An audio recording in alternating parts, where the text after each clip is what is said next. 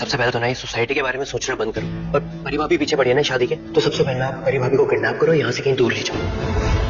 क्योंकि वीरे अगर आप एक बार इस शादी के चक्कर में फंस गए ना तो इससे निकलना बहुत मुश्किल हो जाएगा। और हाँ, अगर एक बार शादी होगी तो उसके बाद ना सब कुछ नीति पे डिपेंड करता है कि वो क्या चाहती है, और पता नहीं वो क्या चाहती है। वीरे एक ही ऑप्शन है, आप परी भाभी को किडनैप करके यहाँ से ले जाओ। तेरा आइडिया तो बहुत अच्छा है यार। तो फाइनली यहाँ पर नीति की शादी हो रही है राजीव के साथ। भाई राजीव और परी ने कितनी कोशिश की थी कि शादी नहीं हो, और राजीव तो बिल्कुल ही नहीं चाहता था शादी करना। लेकिन यहाँ पर जो गुरविंदर है ना, वो शादी कराने के लिए क्या कुछ करती है भाई, डाइवोर्स भी करा देती है। हम देख रहे हैं कि परी और राजीव का तलाक भी हो जाता है। लेकिन रिस्की है, लेकिन तो सही बोल रहा है।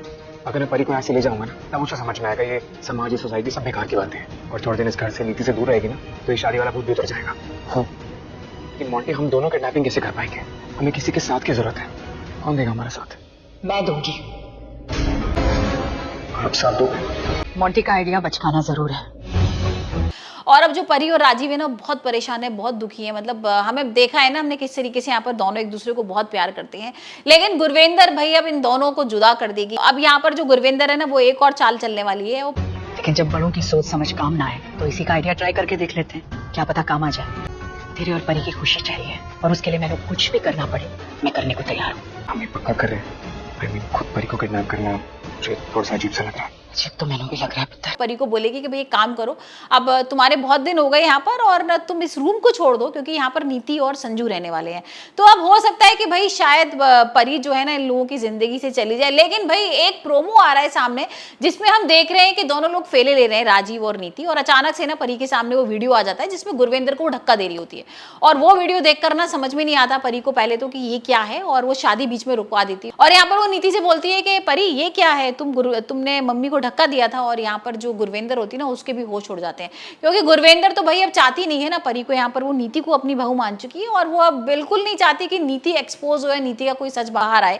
तो यहाँ पर अब गुरविंदर एक नई कहानी करेगी कि बोलेगी कि नहीं ऐसा कुछ नहीं था, और ये तो वीडियो फेक है। परी नहीं जानबूझ के कर रही है, वो नहीं चाहती कि राजीव और नीति की शादी हो। लेकिन भाई अचानक से एक और ट्विस्ट आएगा कि हम देख रहे थे ना एपिसोड में, एक बच्ची आ रही है सामने जिसको ना सपना आता है। सपना नहीं आता, एक्चुअली उसने देखा था नीति को परी को धक्का देते हुए कुएं के अंदर। तो यहाँ पर वो बच्ची भी आ जाएगी, क्योंकि हो सकता है कि मेकर्स को ये लग रहा हो कि भाई नीति और राजीव की नई शादी करानी है, क्योंकि नीति और राजीव की शादी करा देंगे तो कहानी खत्म हो जाएगी। यहाँ पर कुछ तो ऐसा होना चाहिए कि नीति को बार बार लगता रहे कि मुझे राजीव चाहिए। तो यहाँ पर वो लड़की की एंट्री होगी, और वो लड़की बता देगी कि भाई ये नीति दीदी है, और इन्होंने ना इस परी को धक्का दिया था। अब जब ये सच सामने आएगा ना, तो सबके होश उड़ जाएंगे, और भाई अब परी के सामने आ जाएगा सच। परी ना अंधविश्वास करती है नीति के ऊपर, बिल्कुल उसको अपना सच्चा दोस्त मानती है। लेकिन यहाँ पर भाई जैसी ये सारी चीजें पता लगेंगी तो परी के होश उड़ जाएंगे, और परी को समझ में नहीं आएगा कि मैं क्या करूं, और यहाँ पर वो नीति और राजीव की शादी तोड़ देगी।